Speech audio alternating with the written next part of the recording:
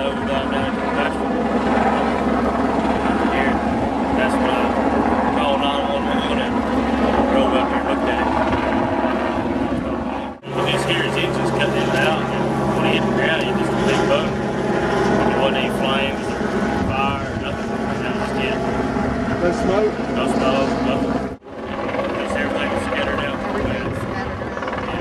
He was probably 50, 60 foot above the trees.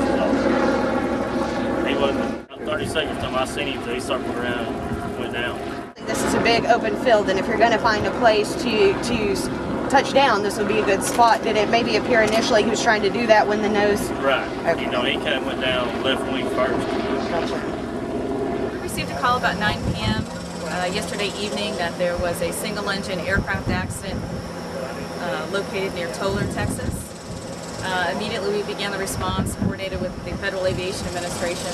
That's what we're in the process right now, is to start piecing together the purpose and history of the flight. It's still very new. We just arrived on scene.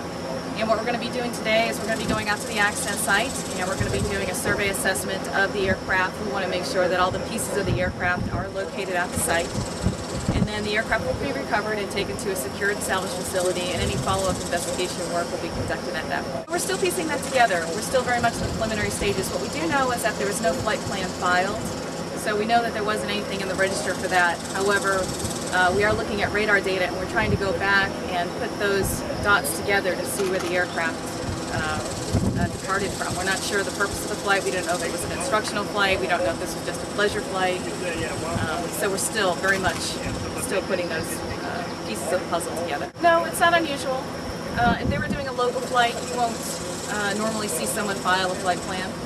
They're usually reserved if they're doing a cross-country flight going from point A to point B, but if they're staying in the local area, it doesn't surprise me. I think one of the advantages of flying a single-engine airplane over a rural area is that if you do have any kind of problem, you've got open fields for which to perform a forced or emergency landing.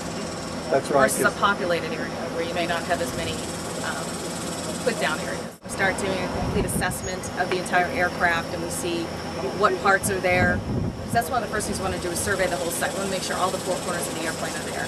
So if we get out there and we see that there's a wing that's not there, that should be there, that might give us a clue that something may have come off in flight. Now, we don't know this with this case, but if there's something there, then we want to try to track down and find out why, and see if that's a systemic problem, and look at the history. And that may have an effect on the other fleet of this particular aircraft, but that's just going way down the line. We don't know that to date. Of course, I haven't been out. As far as I know at this point in time, the pilot was not in communication with any air traffic control services or any towers, so there's been no reports of any kind of mayday call. On average, there'll be a preliminary report released within 5 days of me getting back into the office. Preliminary information that we have at the time the report is written.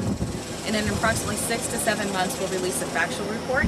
And that is just the factual information that we've gathered over the 6-month, 7-month time period.